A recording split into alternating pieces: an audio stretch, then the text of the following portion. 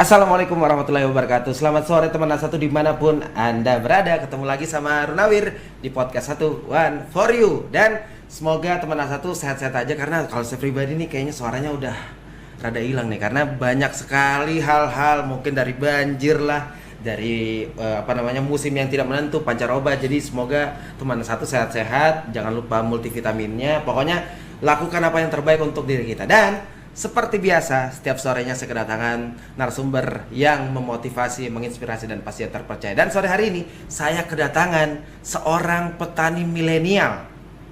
Langsung saja kita sapa, ada Kak Jamaluddin. Selamat sore, Assalamualaikum. Sore, salam sangat hangat luar biasa. Alhamdulillah. Sehat? Sehat, alhamdulillah. Alhamdulillah, soalnya saya lagi kayak Cuaca, batuk cuaca, ya, karena iya. cuacanya mungkin lagi tidak baik-baik saja nih. Iya. Kak Jamal. Kak Jamal adalah seorang petani millennials. Iya, Karena kalau misalnya kita tahu umurnya belum tua bisa dibilang kayak gen milenial gitu ya, Iya, jatuhnya iya. ya. Nah, ini kan petani itu biasanya notabene-nya itu adalah pekerjaan yang situasi. iya. Jadi kalau misalnya orang tua petani, Iya. kemungkinan besar, ya kan, Iya. anaknya jadi petani. Iya, Nah, apakah memang cita-citanya Kak Jamal seorang petani atau seperti apa, Kak? iya. Jadi sebenarnya kalau bicara cita-cita ya sebenarnya orang tua tani itu sebenarnya tidak menginginkan anaknya jadi petani. Harusnya ya. Iya, dia menginginkan profesi lain. Mm-mm. Anak petani pun seperti itu. Iya, iya. Nah, saya pun artinya waktu kecil ketika di bangku sekolah ditanya apa cita-citanya, ya tentu profesi lain yang disebutkan. Ya misalnya jadi guru, misalnya jadi tentara, jadi polisi. Tetapi setelah saya lulus kuliah, ternyata saya menjatuhkan pilihan jadi petani. Kenapa? Potensi. Potensi. Iya.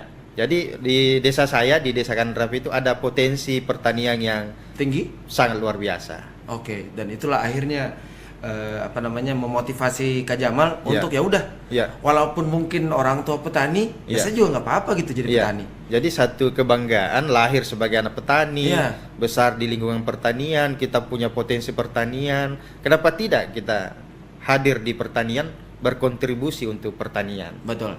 Dan Kak Jamal ini SPDMM. Ya, Dan sekarang sedang menjalani proses S3 pendidikan ya? ke doktoral. S3 ya? Ya, jadi kami ingin menciptakan atau melahirkan doktor tani. Wow. Amin, amin. Amin, amin. Nah, kalau misalnya tadi kan sebetulnya sempat disebut sedikit sama Kak Jamal. Kak Jamal mau jadi guru dan Iya. akhirnya SPD nih. Iya, Sarjana pendidikan. iya, Nah, ini kan kalau misalnya kita lihat, ini kan temanya adalah literasi di tanah yang subur nih, Kak. betul, betul. Ya kan? Nah, seperti apa bentuk literasi di sebuah pertanian? Ya, jadi kalau kembali berbicara terkait dengan pendidikan saya, itu kan tidak linear. Betul. Misalnya S1 pendidikan, Ya. S2 manajemen. Nah, Manajemen. ini masuk lagi di ekonomi Islam. Oh, Ya, oke. tetapi ketika berbicara literasi, maka literasi itu kan berbaur dengan pendidikan. Luas gitu. Ya, luas. Ah. Dan ketika kita berbicara tentang pertanian, maka itu manajemen. Oke. Kita butuh manajemen di dalamnya Betul. untuk mengelola itu. Betul. Terakhir, karena kita melakukan budidaya, panen, dan lain sebagainya, kita butuh masuk di ekonomi Islam agar kita bisa terkontrol. Jadi bukan Oke. hanya misalnya menghabisi lahan dengan menghabisi pepohonannya, tidak menjaga mata airnya, maka kita masuk di ekonomi Islamnya. Jadi tiga-tiganya itu dapat di gerakan-gerakan literasi yang coba kita lakukan di Desa Kandrapia. Jadi semua pendidikannya Kak Jamal itu ada benang merahnya ibaratnya. Iya. Oke. Jadi sangat diperlukan di pertanian. Tapi kenapa akhirnya lebih ke mungkin kalau misalnya saya pribadi tuh, Iya.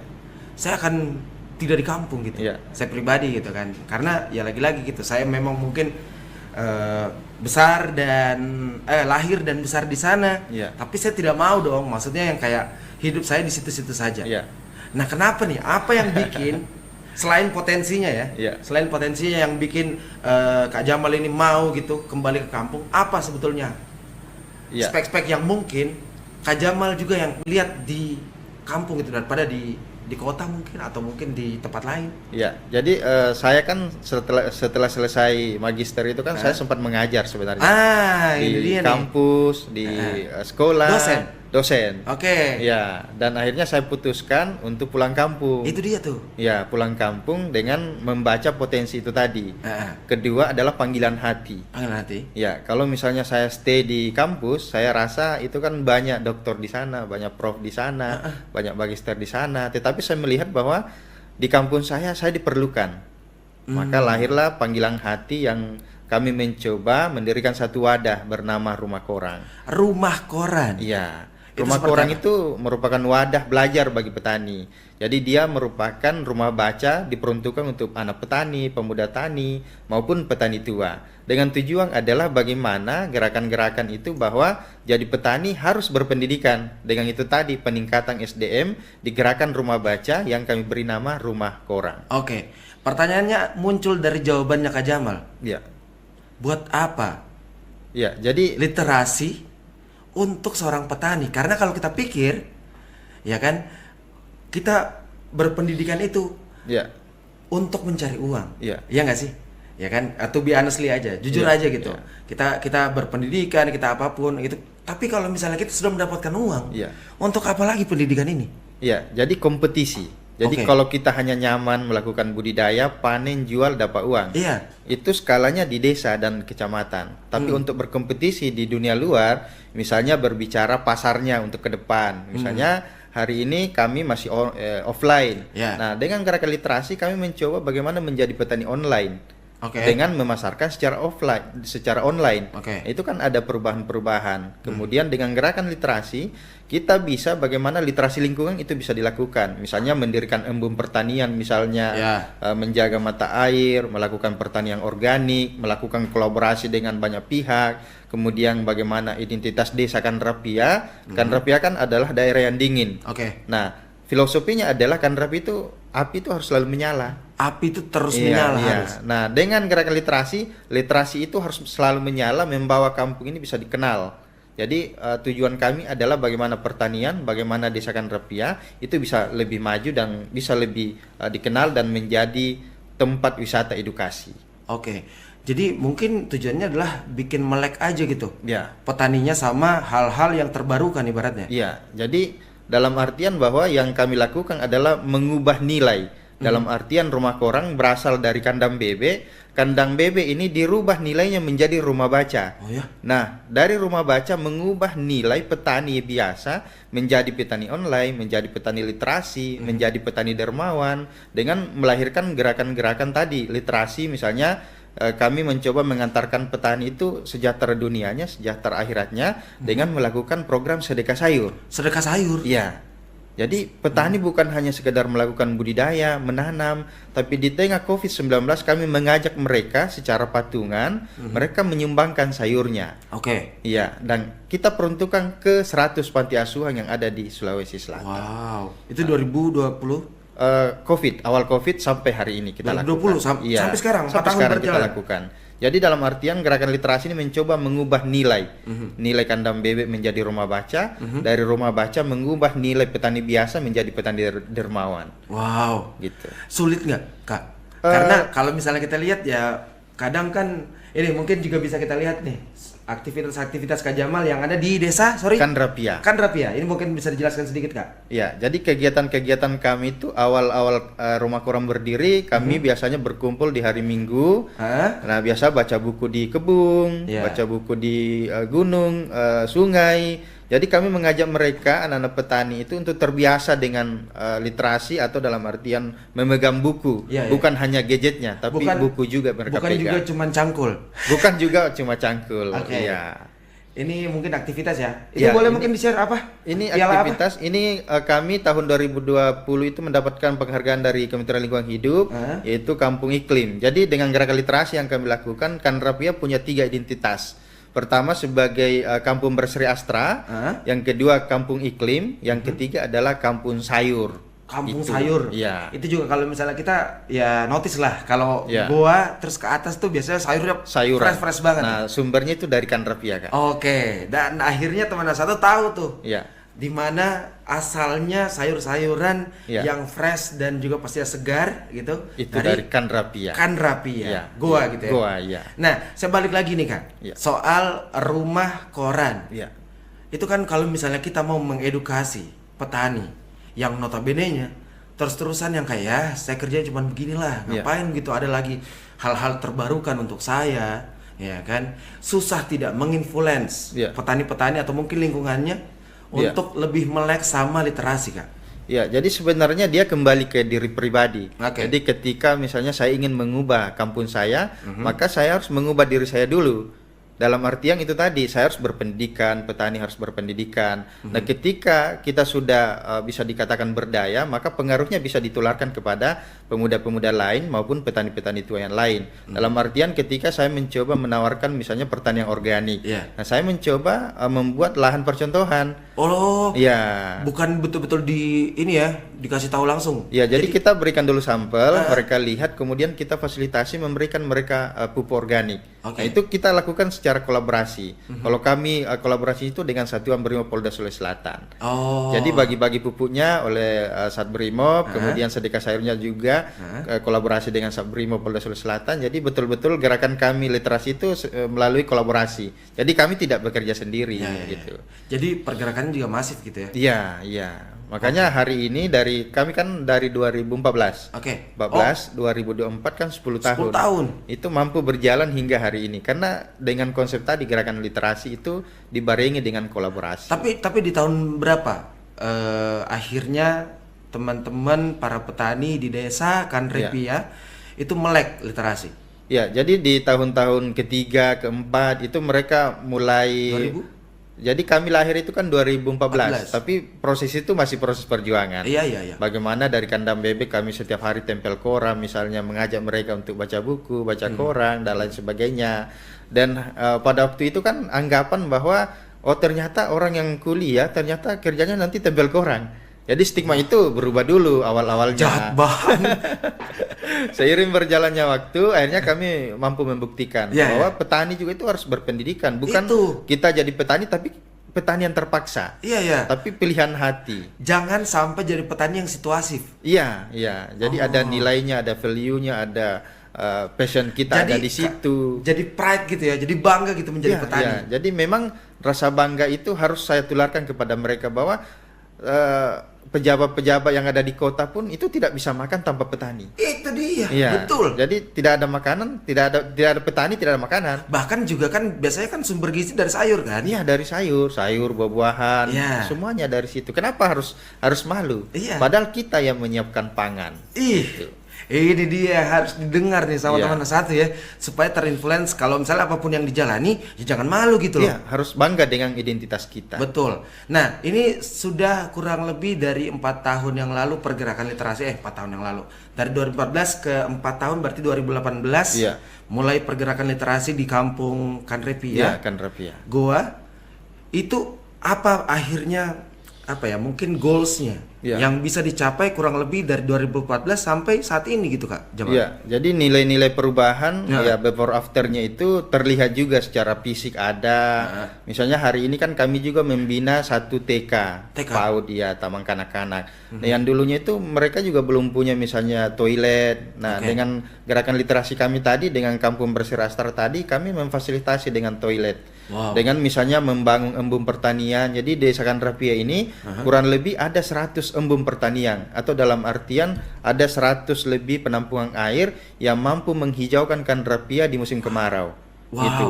Nah, kita mencoba bagaimana kita pondasi misalnya, kita melakukan kerja bakti untuk sama-sama menyiapkan itu.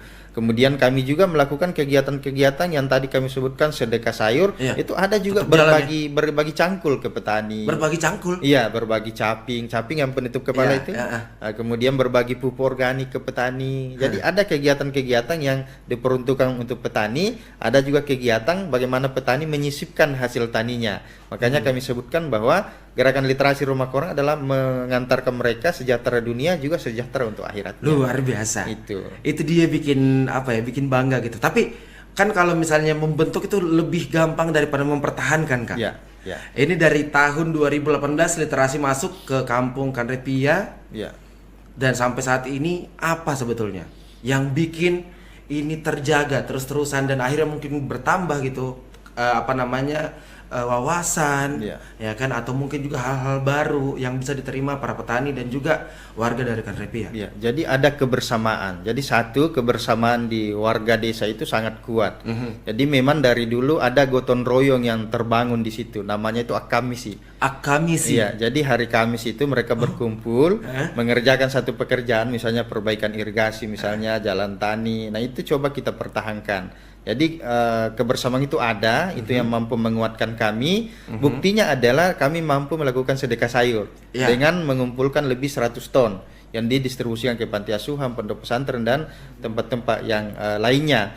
Kemudian yang kemudian membuat kami mampu bertahan selain gotong royong dan kolaborasi tadi, kami mencoba bagaimana ada lahan-lahan percontohan yang mampu menghasilkan. Oke. Ya, dari penghasilan itulah yang kemudian kami gunakan untuk kegiatan-kegiatan di rumah koran tersebut. Dari berbagai kegiatan-kegiatan yang kami lakukan. Kan pastinya kan kami di komunitas butuh biaya untuk operasional. Ya, nah kami siapkan lahan percontohannya. Lahan percontohan itulah yang kemudian mampu menghasilkan. Dari hasil itulah yang kita sisipkan untuk kegiatan-kegiatan kita yang kemudian membiayai kegiatan rumah koran literasi untuk petani ini. Oke, wah sangat teratur ya. Iya. Dan itu sudah berjalan dari tahun 2018 berarti. Sebenarnya rintisannya 2014, terus berjalan, kita lalui tantangan-tantangan, akhirnya sampai hari ini di 2024. 10 tahun. Iya, 10 tahun sudah berjalan. Oke, tapi Kak mungkin juga ini teman satu pengen tahu nih, karena kan tadi sempat kita sebutkan kalau misalnya sayur-sayuran fresh itu dari Kanreapia. Iya. Itu kira-kira jenis apa saja? Kalau misalnya sayur apa, kalau buah apa, atau mungkin karena kan ini bisa dibilang tadi juga sempat saya ngobrol sama Kak Jamal, itu adalah bentuk juga salah satu wisata ya? Ya, tempat wisata edukasi, ya? Nah, itu mungkin bisa dikasih tahu nih teman satu. Ya. Apa saja kalau sayur? Ya, jadi kami tuh ada beberapa jenis sayuran, misalnya kol, sawi, wortel, tomat, daun bawang, daun seledri.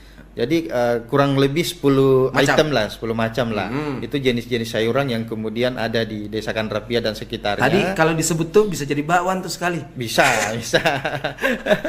Oke, terus? Ya, jadi di desa ini dan desa-desa tetangga itu mampu menghasilkan puluhan ton per harinya. Boleh sambil dijelaskan ya? Ya, ini kegiatan-kegiatan kita ini sebenarnya di lokasi, di lahan pertanian. Jadi orang tua tani atau masyarakat di sekitarnya itu melakukan kegiatan di belakangnya. Kemudian anak-anak petani kita ajak mereka untuk pegang buku, lihat gambarnya, kemudian mereka baca. Jadi sekedar bagaimana membiasakan. Jadi kami bagaimana memotivasi sebenarnya anak-anak petani, pemuda tani maupun petani tua itu agar mereka itu dari kecil mereka sudah terbiasa dengan gerakan-gerakan literasi atau memegang buku begitu. Oke. Susah nggak? Sebenarnya sih susah-susah gampang sih sebenarnya. Apa kendalanya? Karena memang harus setiap waktu kita lakukan. Kalau ditinggal mereka juga akan terdiam. Karena kan kalau misalnya nih, ya contoh mungkin juga ada seperti ini. Yang kayak, aduh, saya lagi cangkul disuruh pegang buku. Iya. Repot lah. Iya. Belum lagi kalau misalnya saya capek gini, sawah atau mungkin ladang tuh luas banget, tiba-tiba disuruh pegang buku, capek lah. Iya. Jadi kan rumah koran itu kan metode berbeda dengan rumah baca lain. Iya. Jadi rumah koran tertempel koran ketika mereka misalnya capek duduk di sekitaran rumah koran, di dindingnya mereka duduk melihat. Oh. Gitu. Jadi tidak dipaksa. Jadi dia pancingan di situ. Iya, Akhirnya ada misalnya satu berita yang menginspirasi misalnya. Mereka akan ke sana melihat sendiri. Berarti korannya tidak sembarangan ditempel dong? Ya, kita seleksi. Pokoknya yang layak lah untuk dibaca oleh anak petani, pemuda tani, dan itu diganti rutin itu. Oke. Nah, ini sudah berjalan 10 tahun, Kak. Iya. 2014 sampai 2024 saat ini. Iya. Ada yang perlu dievaluasi kah dari segala macam, apalagi kalau misalnya tadi kita ngomongin wisata ya. Iya. Wisata kan juga kadang rame, kadang sepi. Iya. Nah, apa yang sebetulnya bisa dievaluasi dari 10 tahun ini kita lihat? Ya, jadi kalau yang ingin kita perbaiki Iya. atau mungkin kita evaluasi adalah bagaimana fasilitas itu lebih lengkap. Nah. Jadi kita mengakui bahwa memang kami juga banyak tamu-tamu yang melakukan kegiatan, tetapi dari segi fasilitas kita masih perlu untuk perbaikan-perbaikan. Jadi kedepannya arah kita adalah bagaimana fasilitas itu betul-betul lengkap, layak untuk dikunjungi, dan karena melihat bagaimana potensi alamnya yang sudah sangat luar biasa. Jadi Kanreapia ini memiliki ciri khas. Yang pertama adalah dingin, kabut, hujan, dan sayuran. Jadi ke Kanreapia wajib bawa jaket. gitu. Oh ya, ini juga knowledge buat teman satu ya. Siapa tahu Iya. mau ke Canrepia tiba-tiba pakai singlet kan nggak mungkin. Iya, iya. Oke, tapi kalau boleh tahu berapa suhunya di sana? Lebih dingin daripada AC yang ada di ruangan ini. Di bawah 16 derajat Iya, ya? iya. Wow. Dan itulah mungkin juga yang bikin sayuran pada fresh gitu ya, segar Iya, ya. betul, betul. Nah, ini kan kalau misalnya tadi sempat disebut tempat wisata, Ya. kapan baiknya teman satu main-main ke Canrepia nih? Ya, Kan jadi- dan bentuk tawaran wisatanya seperti apa, Kak? Ya, jadi tawaran wisatanya itu kan dia sudah tetanggaan dengan Malino. Oke, jadi tetangga sama Malino. Malino wajib ke Canrepia Oh. untuk petis sayurnya. Oke. Jadi Oh. ya, jadi Ah. tawarannya adalah ketika dia ke Canrepia, mereka ke Canrepia, mereka bisa petik sayur sendiri. Oh, gitu. Jadi mereka merasakan serasa jadi petani. Oh, oke. Jadi kelahan sendiri, petik sendiri, kemudian bawa ke Makassar. Jadi mereka itu serasanya jadi petani begitu. Ya, jadi ya. satu kali nih ke Malino, ke Canrepia juga. Nah, itu gitu. bentuk wisatanya. Iya, jadi kami lebih ke wisata edukasi. Bagaimana memperlihatkan mereka proses budidaya, mereka bisa langsung komunikasi dengan para petani, dan kami mengajak mereka langsung untuk petis sayurnya begitu. Oke. Iya.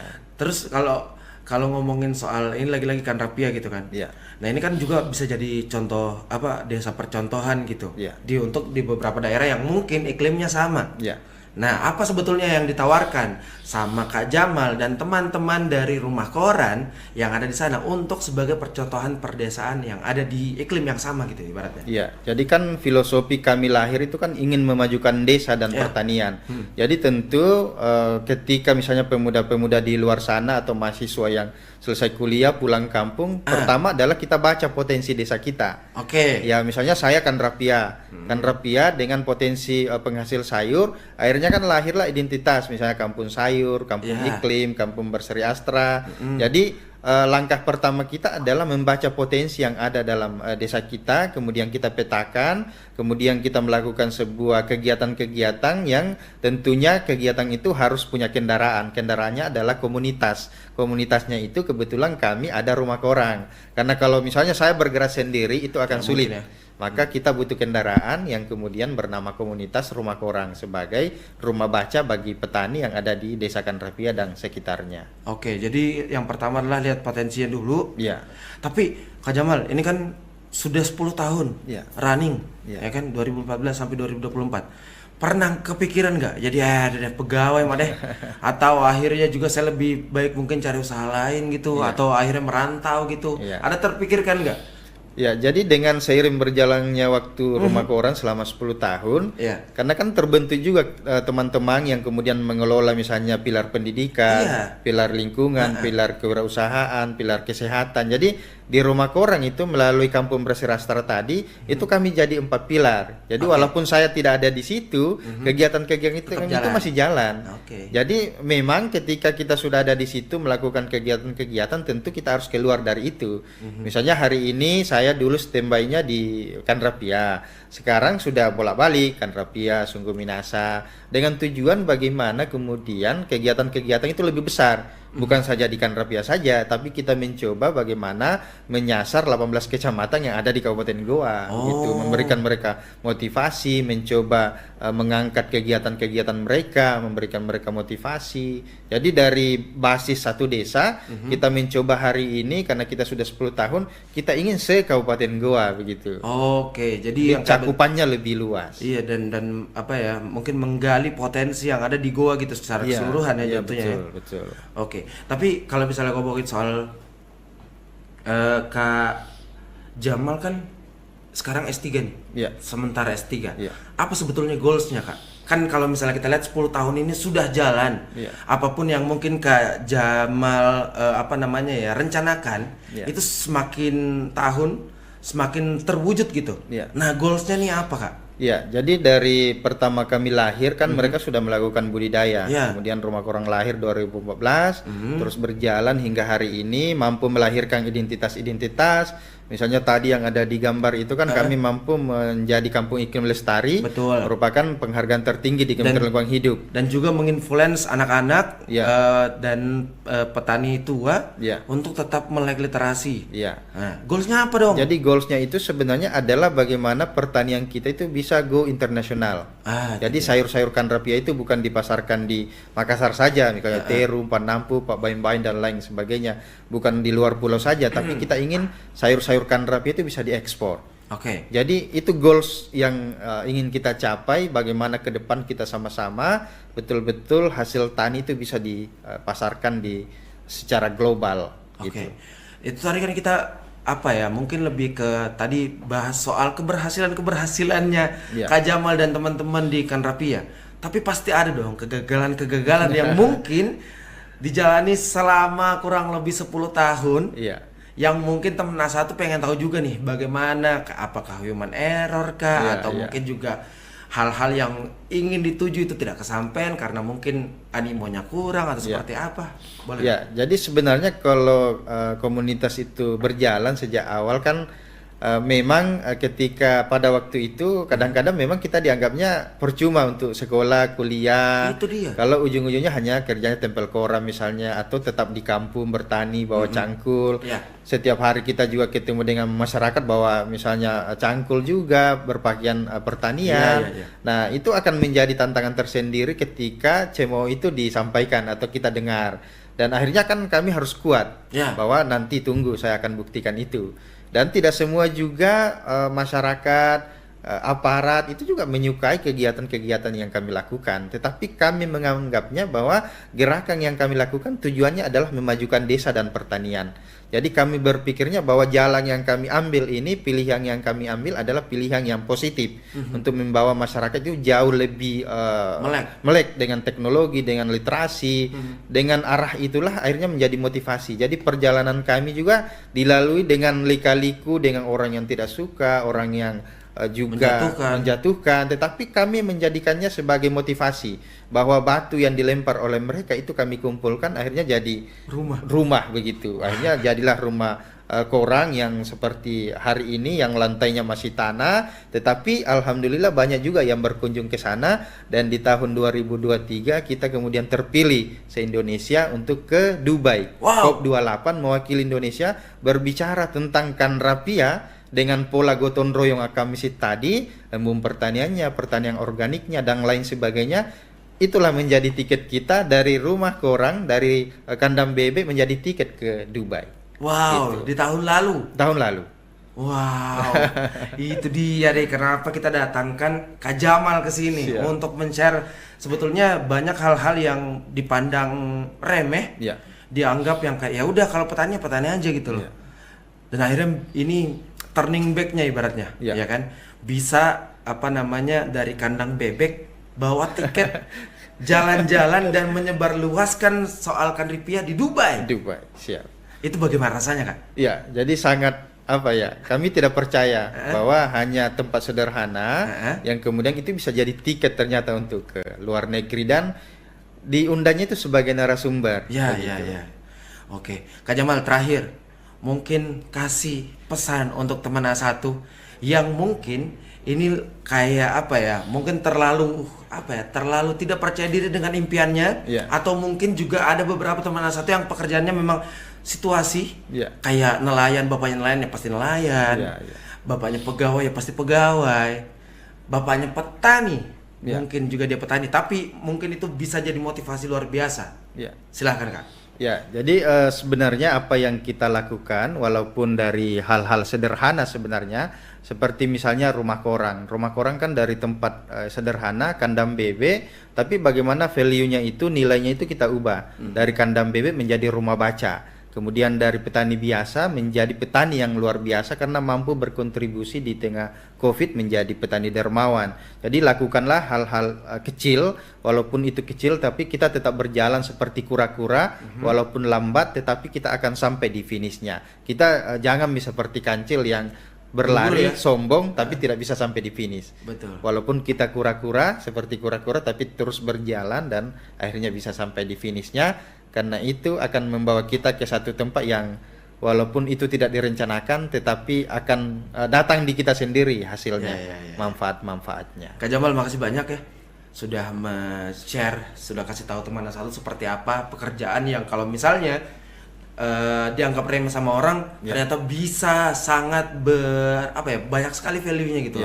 Boleh mungkin di-share kira-kira kapan baiknya kita main-main ke Kanrapia, ya kan? Dan juga boleh dikasih tahu letaknya di mana? Ya, jadi waktu-waktu yang sangat pas untuk ke Kanrapia itu dia bisa di bulan-bulan 3 Maret. Maret ke atas sampai musim hujan itu bisa. Sekarang berarti bisa? Sekarang perlu dihindari dulu karena kan musim hujan. Nah, Desa Kanrapia itu berada di Kecamatan Tombolok Pao, Kabupaten Goa. Jadi kurang lebih kalau dari Makassar itu lebih 100 kiloan. Pokoknya di Malino itu jalan terus sudah sampai di Kanrapia gitu. Sekali lagi Kak Jamal, makasih banyak. Siap, makasih banyak. Dan pastinya sukses terus untuk rumah korannya dan juga sedekah sayurnya. Salam buat teman-teman yang ada di sana dan terima kasih juga teman satu. Sampai ketemu lagi nanti di setiap hari Selasa jam 4 sore hanya di TVRI Sulawesi Selatan, dan pastinya sehat-sehat, jaga kesehatan karena mungkin ini banyak sekali penyakit-penyakit yang bisa datang kapan aja. Jadi pastikan teman satu multivitaminnya, ya kan. Kalau misalnya nggak perlu keluar ya nggak mesti gitu, nggak usah gitu kan. Nanti kita ketemu lagi di podcast 1 One for You.